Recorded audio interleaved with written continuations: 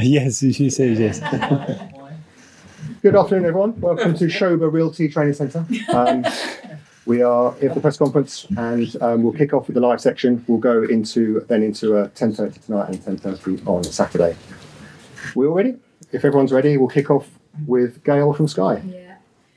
Can we start with your favourite players, injuries, particularly Jesus, and any update on Partey that we will see ahead of this game? Yeah, Gabby obviously played and trained with us the whole week, and with Thomas, unfortunately, we had a little setback a few days ago, so he's not going to be available to be in the squad. Whether it's a matter of days or weeks, we will see, but he had a little thing. When you say setback, can you just elaborate a little? I'm not a doctor, but I can try to. And he felt something again in a very similar area, and he wasn't able to train the last few days. When you look at Arsenal, Liverpool, you look at where you both are in the table, how much do you need to win on the weekend to keep those title ambitions alive? What we need to do is play like we played the last two games against them, and be more efficient in the areas that's going to decide the game. But very excited. It's always great to prepare a game against Liverpool. How good they are. They dominate every aspect of the game. And we play at home. And what I sense is a real sense of positivity and enthusiasm around the place. You came obviously so close last season.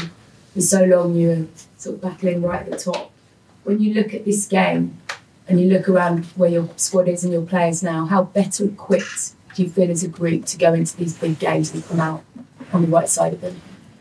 Obviously, we had some big experiences, and what we did last year, it was another big step. And this season, we are trying to do something even better, and we are in the Champions League as well, which was a big step. And yeah, the squad is better. It's true that we have some very, very important injuries within that, but I think the squad has managed really well.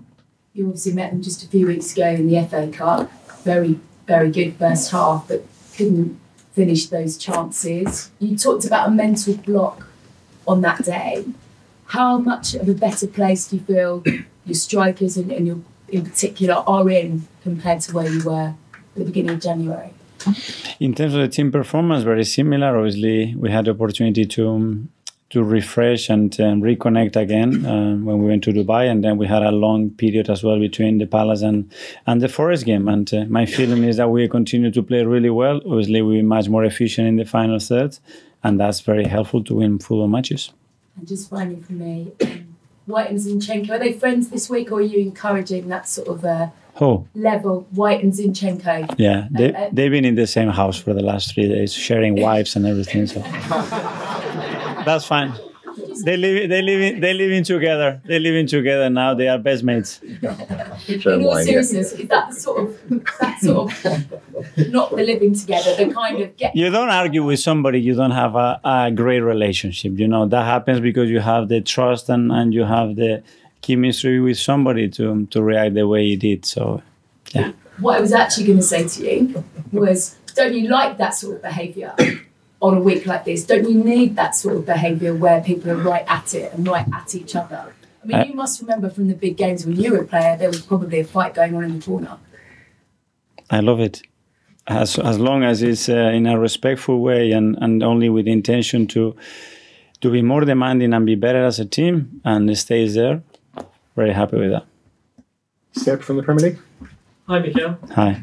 Do you feel like a win against Liverpool is needed right now to give you that extra bit of momentum and confidence that you can actually beat those teams at this stage of the season? Yes, and we have done it this season. We have beat big teams already.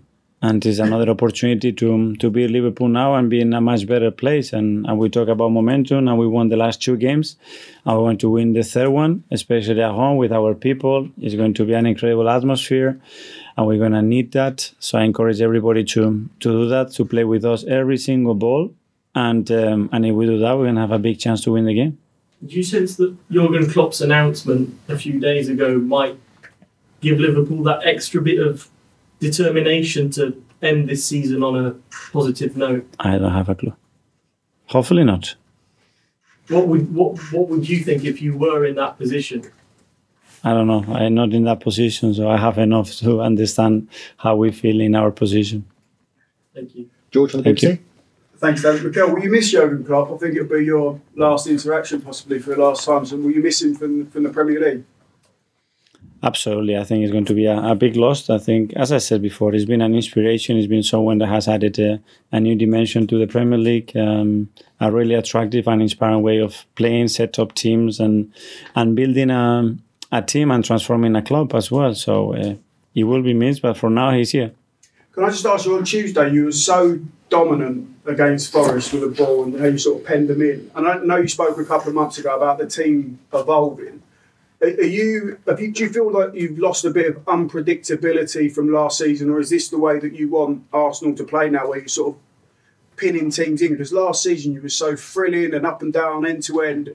I just wonder, is that the style that you want Arsenal to evolve into, or is it depend on the team you're playing against? Yeah.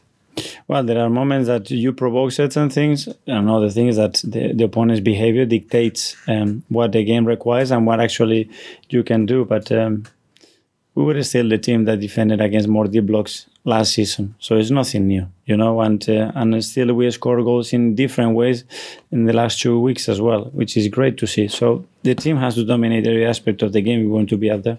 Do you feel like you're controlling matches more like this season? Well, we are conceding less than last season. That obviously we are generating more, and now those margins have to be seen in the scoreline, and that's the challenge. And you mentioned the scoreline. You haven't signed a striker in this window. If you draw going forward the next couple of matches, you're going to get questions about. Can you just explain to the fans why you haven't signed the forward this window? And if we win tomorrow and we score a lot of goals.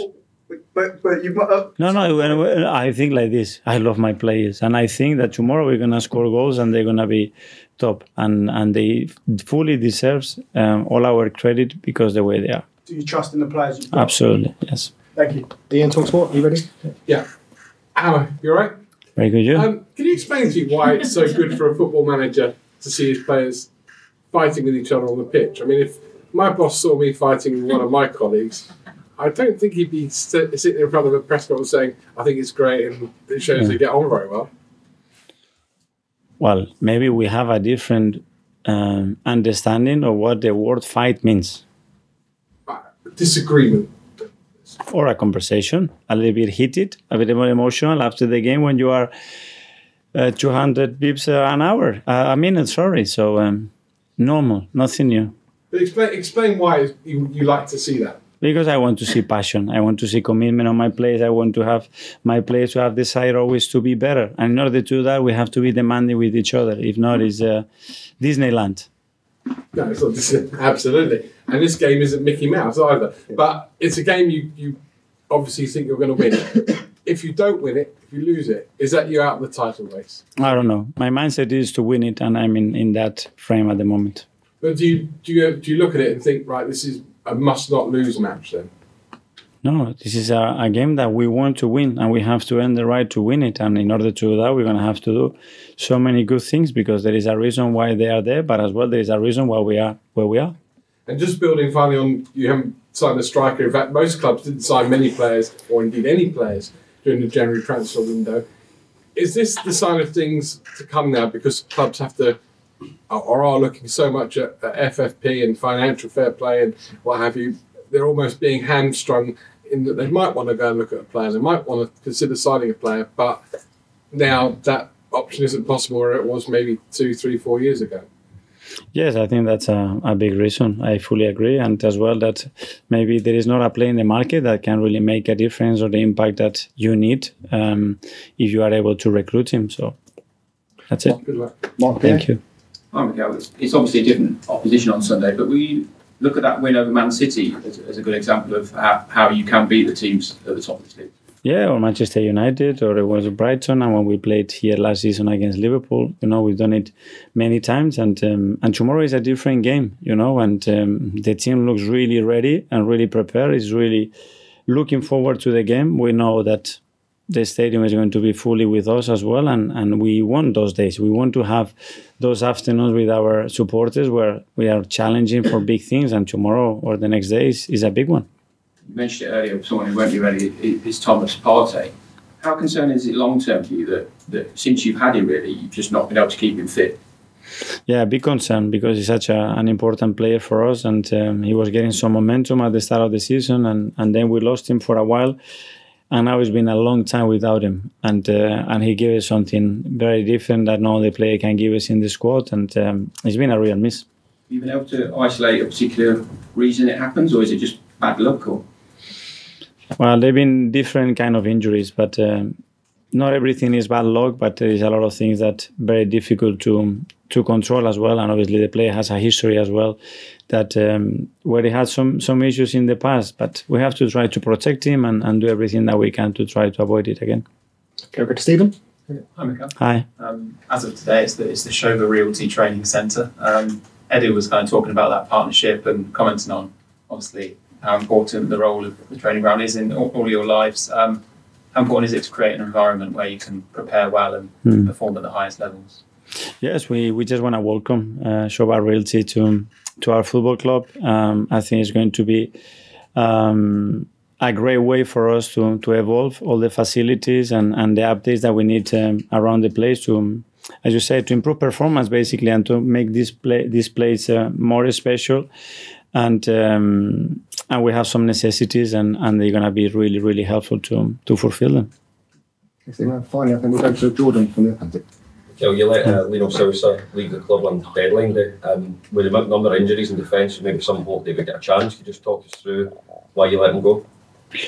Well, it was a club decision, and obviously he had a really particular situation with his contract, and there has been a lot of talks about it, and the club believed that it was the best decision to do that, and I supported that decision.